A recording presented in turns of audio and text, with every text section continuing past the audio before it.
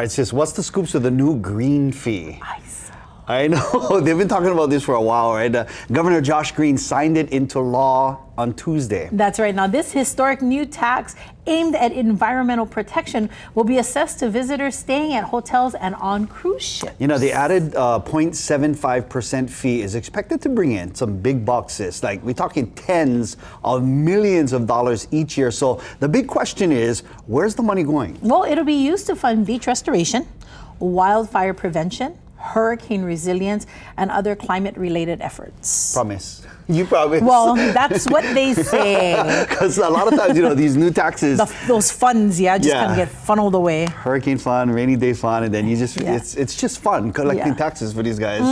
But we'll see. You know, the new tax collection goes into effect on January 1st, 2026. Well, I think that with Governor's name, Josh Green, maybe he'll be a little bit more watchful about where the green fee goes. Yeah, there you go. I was just kind of hoping about that. Now, Japan has extra fees for its tourists. Yeah, right. Right? They have an international tourist tax, and I think I've mentioned this before. They have fees on Mount Fuji and Himeji Castle, but this is a first of its kind tax for Hawaii. Actually, for the U.S. For the entire United States. Yes. I know a lot of the hoteliers are excited about it. Some people who run Airbnbs aren't too excited about it, and just people there are some people in the tourism industry that are like, okay, the tourists already spending big bucks. We're kind of struggling to have them come to Hawaii to visit.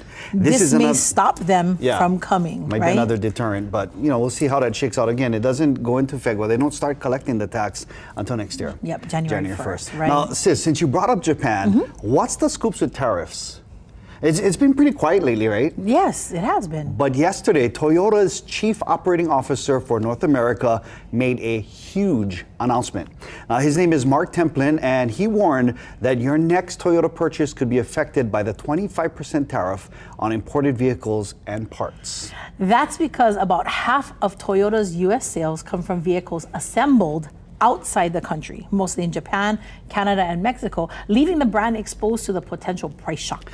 Yeah, and that's the key word, assembled. And this is part of the drive behind the tariffs. Make your products in America, have it, made in the USA, and then you avoid the tariffs. Right, absolutely. Now, last year, 10.8 million of the automaker's vehicles were sold worldwide, and I believe 9 million of those vehicles were sold right here in Hawaii.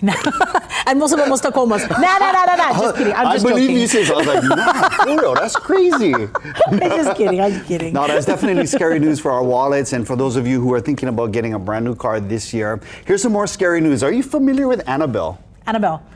Yes, the Annabelle, doll from the Conjuring the crazy series, doll. right? Yes. She's like one possessed Raggedy Ann doll, right? Or something like that.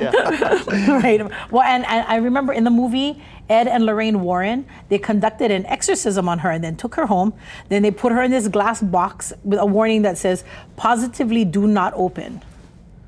Okay, why? Did somebody open the case?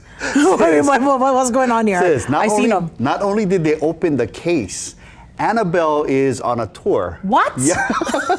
It's part of the traveling exhibition Devils on the Run, and the haunted doll has already traveled to a number of states, drawing thousands of visitors. And I know that they had one story that said Annabelle was missing. Yeah, it was like she was either lost in Chicago or Texas, but that was fake news.